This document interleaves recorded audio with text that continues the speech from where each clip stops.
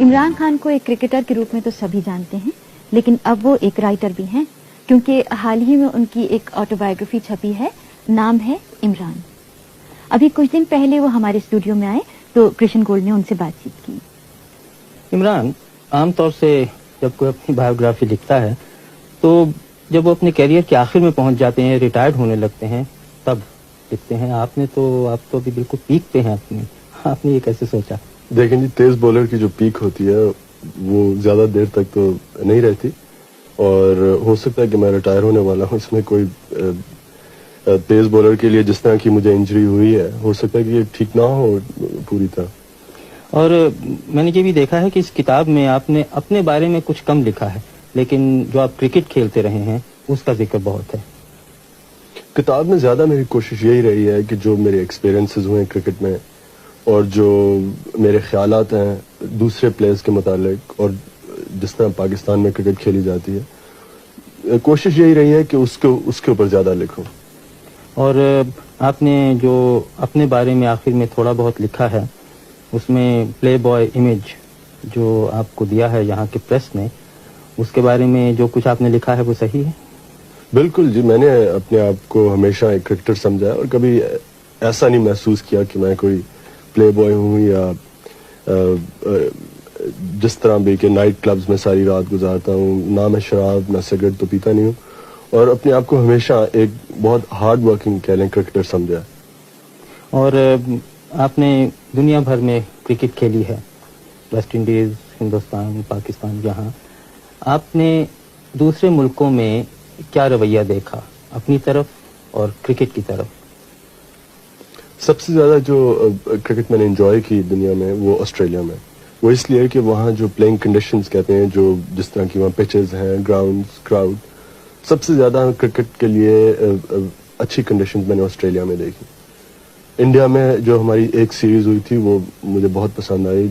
वहाँ का जो क्राउड का रवैया था और जिस तरह की वहाँ स्टेडियम्स और जिस तरह की वहाँ क्रिकेट को सपोर्ट दी जाती है।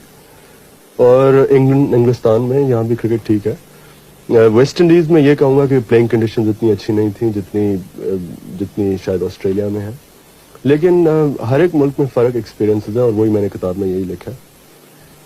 अखबार वालों का ये भी कहना है कि आप बड़े अक्खड़ मिजाज, एरोगेंट, जो उन्होंने अंग्रेजी में लफ्ज़ दिया है, इसमें कहाँ तक सच्चाई है? आप समझते हैं आप एरोगेंट हैं?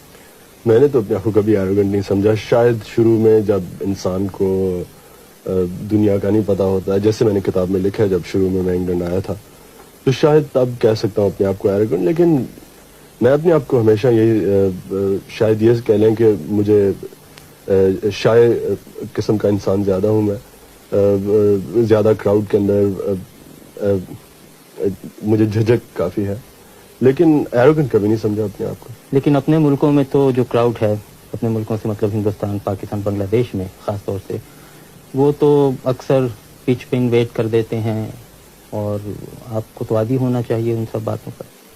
नहीं जी, ये एक चीज़ के ऊपर जो ये कह लें कि मैं इसे पॉइंट ऑफ प्रिंसिपल समझता हूँ कि जब लोग मैच डिस्टर्ब करते हैं या पिच के ऊपर भाग आते हैं मेरे ख्याल में इस चीज़ को प्लेयर्स का ये राइट है कि इन लोगों को इस चीज़ से रोकें और ये इनकरेज ना की जाए।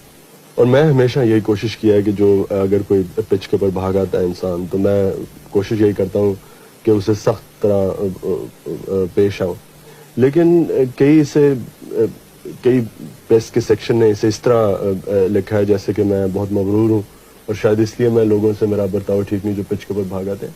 मैं तो ये समझता हूँ कि मेरी कोशिश हमेशा यही रही है कि लोगों को सीखना चाहिए कि जो पिच होती है वो सिर्फ प्लेयर्स के लिए। तो अब आपके क्या इरादे हैं, कब तक और क्रिकेट खेलेंगे? ये कहना तो बहुत मुश्किल है। जैसे मैंने इसी किताब में लिखा है कि मेरी कोशिश, तो मैं तो अपने आप को समझता था जब 30 साल का होऊंगा तो मैं क्रिकेट छोड़ दूंगा, लेकिन अब मैं अपने आप को अपनी पीक पे समझता हूँ और जब तक कि मैं इस पीक को मेंटेन कर सकता हूँ तब तक मैं क्रिकेट खेलूंगा। अब ये कोई पता नहीं, हो सकता है अब जब मेरी टांग ठीक हो पूरी तरह तो मैं शायद इतनी अच्छी तरह बॉलिंग ना कर सकूं जिस तरह पहले करता था। और फिर जो आपकी बाकी जिंदगी है उसमें शायद आप एक और किताब लिखें, इमरान वॉल्यूम 2। अभी तक तो नहीं सोचा जी, लेकिन क्या पता। इमरान, बहुत बहुत शुक्रिया।